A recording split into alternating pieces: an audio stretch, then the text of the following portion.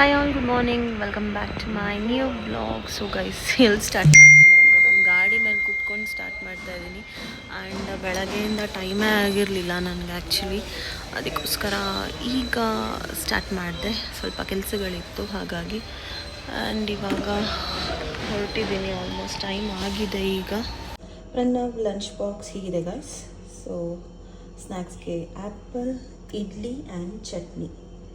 So ನಮಗೆಲ್ಲ idli with sambar ಮಾಡ್ಕೊಳ್ತೀವಿ, ಅವನಿಗೆ ಚಟ್ನಿ ಕೊಟ್ಟಿದ್ದೀನಿ.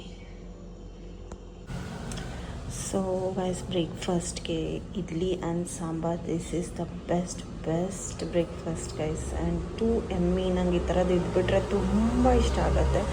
I love idli sambar. ಯಾವ ಹೋಟೆಲ್ಲೂ ಇರಲ್ಲ ಅನಿಸ್ಬಿಡತ್ತೆ ಈ ಸಾಂಬಾರು ಇಡ್ಲಿ ಮುಂದೆ. ನನಗೆ ಹೋಟೆಲ್ದೆಲ್ಲ ನಂಗೆ ಅಷ್ಟು ಇಷ್ಟ ಆಗಲ್ಲ. ನನಗೆ ಮನೆಯದೇ ಇಡ್ಲಿ ದೋಸೆ ಇಷ್ಟ. Too yummy guys. ಇವತ್ತೇನು ಗೊತ್ತಾ, ನಂಗೆ ಇಷ್ಟವಿಲ್ಲದೆ ಇರೋ ಅಂತ ಮಾಡಿಸ್ತಿದ್ದಾರೆ. ನಂಗೆ ದೇವರಾಣೆಗೂ ಇಷ್ಟ ಇಲ್ಲ. Can you guys see the mirror? ಎಲ್ಲ ಕೋನ್ಸು ಜೋಡಿಸ್ಬಿಟ್ಟಿದ್ದಾರೆ. ಡಂಬಲ್ಸ್ ಇದೆ ಆ್ಯಂಡ್ ನೋಡಿ ಟಯರ್ಸ್ ಎಲ್ಲ ಇದೆ. ನನಗೆ ಅದಂದರೆ ಇಷ್ಟನೇ ಇಲ್ಲ. ಬೇಕಾದ್ರೆ ನಿಂತ್ಕೊಂಡು ಎಷ್ಟಾದರೂ ಕುಣ್ದಾಕ್ಬಿಡ್ತೀನಿ.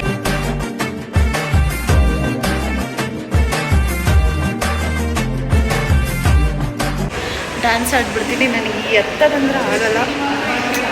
ಏನು ಮಾಡೋದಂತಲೇ ಗೊತ್ತಾಗ್ತಿಲ್ಲ ಇವತ್ತು.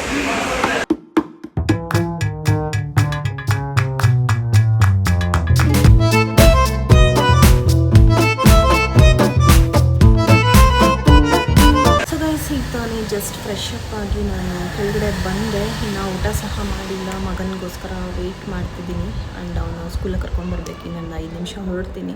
ಕರ್ಕೊಂಡು ಬಂದು ಜೊತೆಗೆ ಊಟ ಮಾಡ್ತೀನಿ.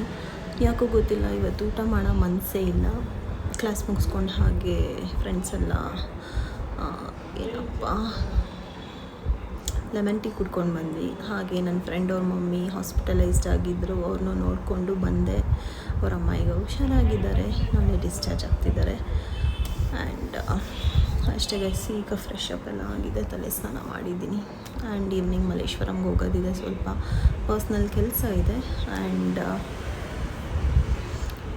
ನಾಳೆ ನನ್ನ ಮಗನಿಗೆ ಯೋಗ ಡೇ ಅಂತೆ. ಅದಕ್ಕೆ ಟ್ರ್ಯಾಕ್ಸ್ ಪ್ಯಾಂಟ್ ಬೇಕಿತ್ತು, ಬ್ಲೂ ಕಲರ್. ಅದನ್ನು ಹಾಗೆ ಶಾರ್ಟ್ ಮಾಡ್ಕೊಂಡು ಬರಬೇಕು. ಇಷ್ಟಿದೆ ಗೈಸ್ ಕೆಲಸಗಳು. ತೋರಿಸ್ತೀನಿ ಎಲ್ಲಿ ಹೋಗ್ತೀನಿ, ಏನು ಮಾಡ್ತೀನಿ, ಏನು ತರ್ತೀನಿ ಅಂತ. ನನಗೆ ಅಂತ ಏನೂ ಶಾಪಿಂಗ್ ಮಾಡ್ಕೊಳ್ಳಲ್ಲ ಆ್ಯಕ್ಚುಲಿ. ಸಿಕ್ಕಿಂಗ್ ಹೋಗೋಕ್ಕೆ ಒಂದಷ್ಟು ಶಾಪಿಂಗ್ ಮಾಡಿಬಿಟ್ಟಿದ್ದೆ.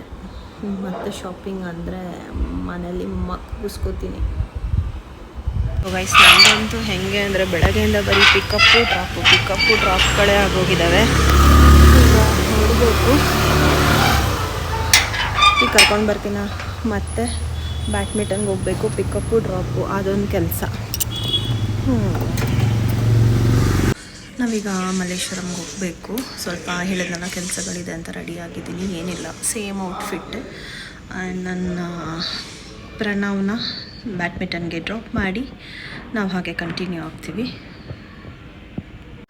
ಸೊ ಗೈಸ್, ನಾವಿಲ್ಲಿ ಮಲ್ಲೇಶ್ವರಮಲ್ಲಿ ಸ್ವಲ್ಪ ಕೆಲಸಗಳು ಮುಗಿಸ್ಕೊಂಡು ಬಂದಿದೆ CTRಗೆ. ತುಂಬ ದಿನಗಳಾಗಿತ್ತು CTRಗೆ ಬಂದಿದ್ದು. ಆ್ಯಕ್ಚುಲಿ ಓಡಾಡ್ತಿದ್ವಿ ಆ ರೂಟಲ್ಲಿ. ತಿಂಗ್ಳಿಗೆ ಒಂದು ಸತಿ ಯಾರು ವಿಸಿಟ್ ಆಗಿರ್ತೀವಿ. ಅಷ್ಟು ಕ್ಯೂ ಇರ್ತಿತ್ತು. ನೋಡೇ ಬೇಜಾರಾಗೋಗಿತ್ತು. ಇವತ್ತು ನೋಡ್ರೆ ರಶ್ ಕಮ್ಮಿ ಇತ್ತು.